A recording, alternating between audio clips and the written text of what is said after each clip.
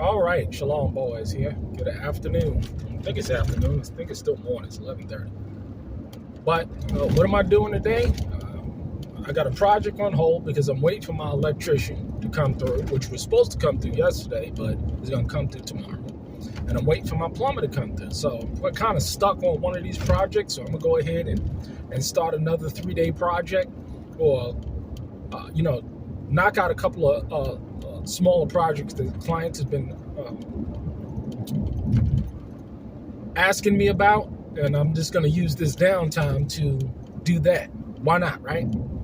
But it just got me to thinking, and this is more or so as well what I'm personally experiencing and seeing in society today and the behaviors of people.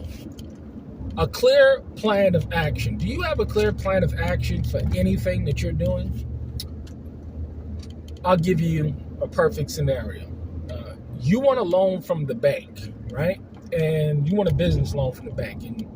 And in that business loan, there's an application process. And in that application process, you have to explain the who, the what, the when, the where, the why, the how, right? You have to know, you got to have all your W's in place. And I harp about this again and again, because the bank is going to say, okay, you want this loan for $100,000. What are you going to do with it? How are you going to use it? When are you going to use it? What are you going to use it on? What is the time frame in which you think you're going to be able to pay it back? What are the prospects of, they want to know your business plan. And me being a project manager by trade as well, I was able to apply these same concepts to my personal life because, see, it's so important. And what you find today is that people are very surface level, meaning that if you ask them any detailed questions based on or other than what they've basically said, you're not going to get much or accurate information. I'll give you a perfect example again. I'm going to buy land. Wow, cool. That's a great idea. Where are you going to buy the land? New York or New Jersey? How much you think it's going to cost, or how much is the land that you want to purchase, is it worth? Do you have the money for the land? Have you surveyed the land? Have you reviewed the water, septic? Do you know anything about the local economy? These are logical questions that one would want to know and understand if you're buying land. I'm going to move and I'm going to start a business. So I'm going to do this, that, and third. See, people, they're very surface level. They will make a statement about what they want to do, but they don't have any action plan in order to execute on it. I see that. I'm telling you, man, I see it so much, it ain't funny. People are just talking, it seems like today. People really don't have a game plan or an action plan. People just talking. I'm going to start a business, and not knowing anything about business. I'm going to buy some land and not know nothing about it. Nothing whatsoever. Haven't done any kind of due diligence or independent research. Haven't consulted with anybody. A perfect example, when I started carpentry work, I got up under a carpenter, somebody that was experienced.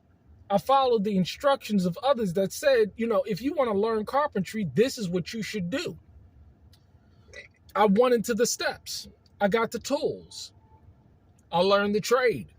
I did everything that I needed to do because I was following a game plan. I just wasn't flying by the seat of my pants. And a lot of people today, you can tell that they're into this religious spirit because it's, Yah's just going to bless him. Yah's, it seems as though the gap between action and logic is Yah. It seems like the gap between any kind of common sense Any kind of realistic planning, anything like that, is, oh, Yah's gonna bless it. I'm just gonna be faithful, and and it's good to be faithful. It's good to be uh, uh, spiritual in the sense that Yah's gonna make a way. However, you have to have a detailed plan. You have to have a realistic plan. Yah don't bless bullshit. I mean, he just don't. I mean, just my personal experience. He don't bless bullshit. He don't put his stamp of approval on bullshit. He just doesn't do it. I'm seeing it across the board. I've experienced it personally, and I've seen it across the board. No matter how much you're going to pray over shit, it's still shit. Have a detailed plan. Know what you're doing before you're doing it. Understand how to ask the right questions. But again, we live in a society where everything is very superficial. Everything is very much high level. But when you question people on what they're doing, especially if they asked you for help, or they asked you for assistance, or they asked for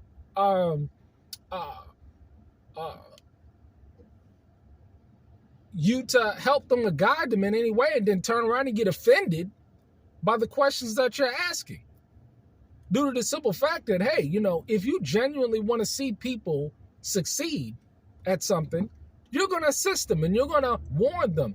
Listen here, brothers, sisters, this is what you have to do. This is how that's not going to work. Why? Because the people that you're asking, hopefully, they're coming from experience. They're coming from the perspective that they've gone ahead and done what you're about to do.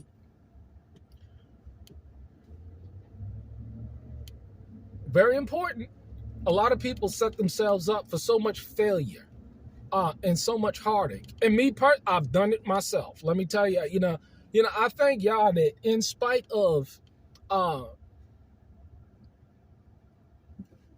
mistakes that I've made in the past, right? It hasn't hindered me from really moving forward and growing the way I want to grow. However, there's people that are making mistakes and making bad calls and bad judgments, and they're paying for those mistakes. I mean, and it's going to prevent them from doing anything because they made such a bad choice and decision in what they were doing. I mean, it's just critical for you to understand. I'll get that call in a sec. What you're doing, how you're doing it, how are you going to go about executing on a plan, being realistic. I'm telling you, man, the high fructose corn syrup, the aspartame, the GMO, the fluoride in the water, I tell you, it's just jacking people up today. I firmly believe this is why I always go back to, not only is a society, we've been dumbed down educationally. Go to school, get a good education, get a good job, and you're going to become successful.